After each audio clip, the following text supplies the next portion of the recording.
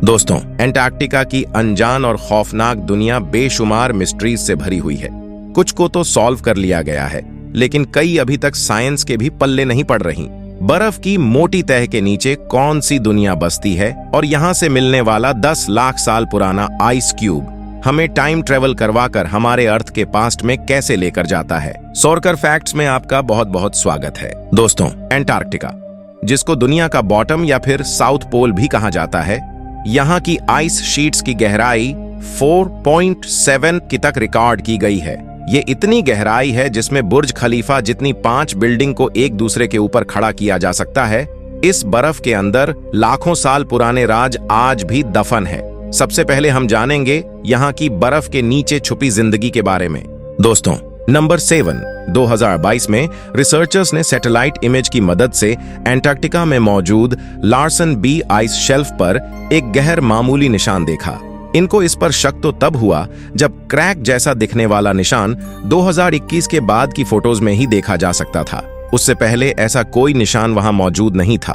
उन्होंने इस क्रैक को इन्वेस्टिगेट करने के लिए एक हॉट वाटर ड्रिल के आगे कैमरा लगाकर यहां सुराख करना शुरू किया।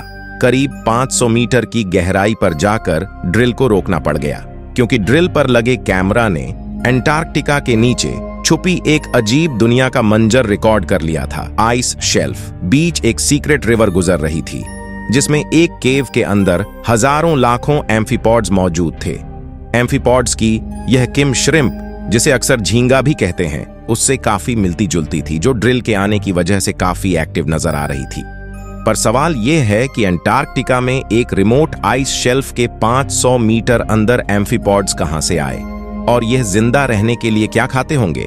एक्सपर्ट्स का मानना है कि समंदर में तो झींगे मरे हुए डीकंपोज्ड प्लांट्स खाते हैं। इसका मतलब यह हुआ कि एंटार्क्टिका की इस सीक्रेट रिवर में जरूर कभी ना कभी प्लांट्स भी होते होंगे, जिनको खाकर यह अपनी दुनिया बसाई बैठे हैं। नंबर 6, समंदर का अभी तक का सबसे गहरा पॉइंट चैलेंजर डीप है। दूसरे नंबर पर ब्राउनसन डीप, लेकिन तीसरा गहरा पॉइंट एंटार्क्टिका के सदर्न ओशन में मौजूद फैक्टोरियन डीप के नाम से जाना जाता है। इसको 2019 में डिस्कवर किया गया था, जिसकी गहराई 7437 मीटर कैलकुलेट की गई है। फैक्टोरियन डीप को सोनार स्कैनिंग की मदद से एंटार्क्टिका के करीब डिटेक्ट किया गया है। इसमें शिप पर सोनार स्कैनर लगाकर शतरंज सी पर बर्फीले पानी पर चलाया जाता है। अभी तक सी फ्लो का जो मैप सोनार स्कैनिंग ने बनाया है, उसमें 1200 टेस्ट लगे हैं, लेकिन अभी भी रिसर्चर्स यह जान नहीं पाए कि यह पॉइंट कैसे बना था और इसका आसपास समुद्र के साथ क्या संबंध है। नंबर 5, 2022 में एंटार्क्टिका से गुजरने वाली एक क्रूज लाइन के पैसेंजर्स ने पानी में एक बहुत बड़ी जेलीफिश देखी।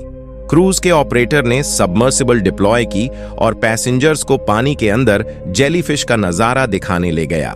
ये एक बहुत बड़ी जेलीफिश थी, करीब 33 फीट बड़ी।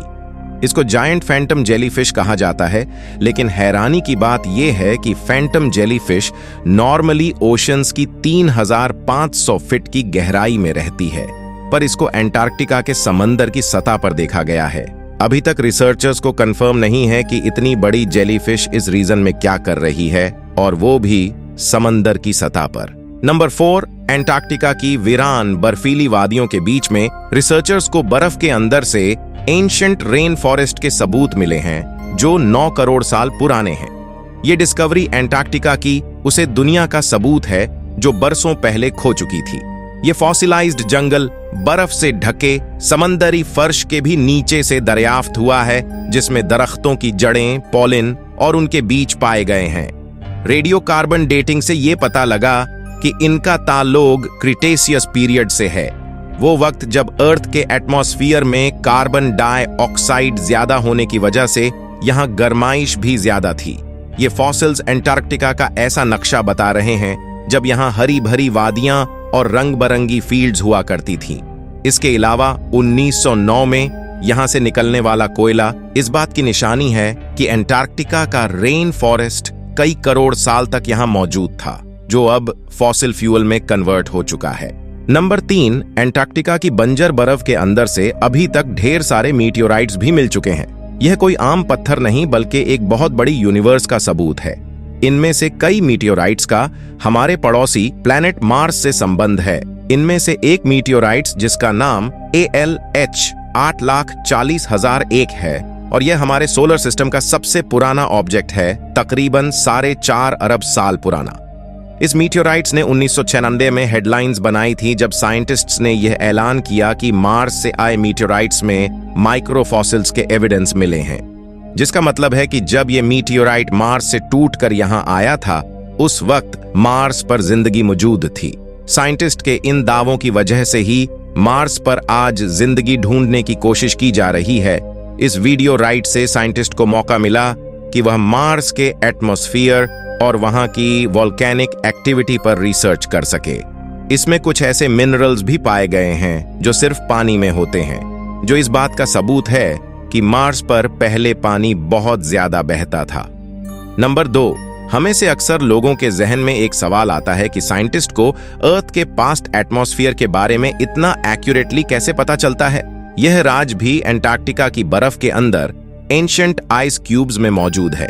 यहाँ पिछले हजारों नहीं लाखों सालों से बर्फ मेल्ट नहीं हुई, जिसका मतलब है कि इनके अंदर उस वक्त के एटमॉस्फेयर के एयर बबल्स आज तक प्रिजर्व्ड है।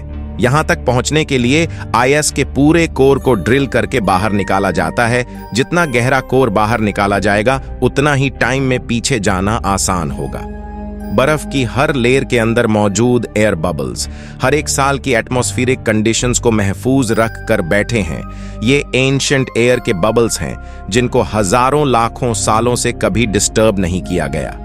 इनमें मौजूद मुख्तलिफ गैसेस पर स्टडी करके साइंटिस्ट अर्थ के कदीम दौर की एक झलक को दोबारा से पेंट करने में कामयाब हुए हैं। 10 लाख साल पहले बना ये आइस कोर उसे वक्त का है जब अर्थ का क्लाइमेट साइकिल 40,000 ईयर्स बाद चेंज होता था। इसके बाद ये साइकिल 1 लाख सालों के बाद बदलने लगा, जो अभी तक चलता आ रहा है। इन आइस कोर्सेस की मदद से अर्थ का फ्यूचर क्लाइमेट भी प्रेडिक्ट करना बहुत आसान हो गया है।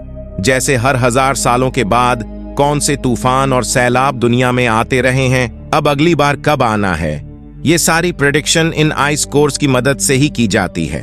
और अब नंबर 1, 1950 में एंटार्क्टिका की आइस शीट के नीचे एक बहुत बड़ी माउंटेन रेंज डिस्कवर की जा चुकी है, जिसको गैम्बर्ट स्टिफ माउंटेन रेंज कहा जाता है। 1200 किलोमीटर तक फैली हुई इस माउंटेन रेंज के पहाड़ 3000 मीटर्स तक ऊंचे हैं। पर हैरानी की बात यह है कि ये पहाड़ दुनिया में मौजूद दूसरे पहाड़ों से काफी अलग है। नॉर्मली जिस एरिया में ये पहाड़ मौजूद है इनको बहुत पुराना होना चाहिए, लेकिन इनकी बनावट बता रही है कि ये इतने पुराने नहीं हैं। बर्फ के कई किलोमीटर नीचे इनकी मौजूदगी भी साइंटिस्ट के परेशान किए हुए है, क्योंकि पहाड़ ज्यादातर टेक्टोनिक प्लेट्स की मूवमेंट से बनते हैं, लेकिन एंटार्क्टिका में ऐसी कोई मूवमेंट नहीं होती, जिसका मतलब ये हुआ कि ये पहाड़ जमीन के अंदर मौजूद मग्मा के उबलने की वजह से उभरे हैं। लेकिन अभी तक इस बात का साइंटिस्ट के पास कोई सबूत नहीं। आशा करते हैं कि आपको यह वीडियो बहुत पसंद आया होगा। अगर पसंद आए तो लाइक एंड सब्सक्राइब जरूर कर देना। Thank you so much for watching. मिलते हैं अगले एक शानदार वीडियो पर। Bye bye.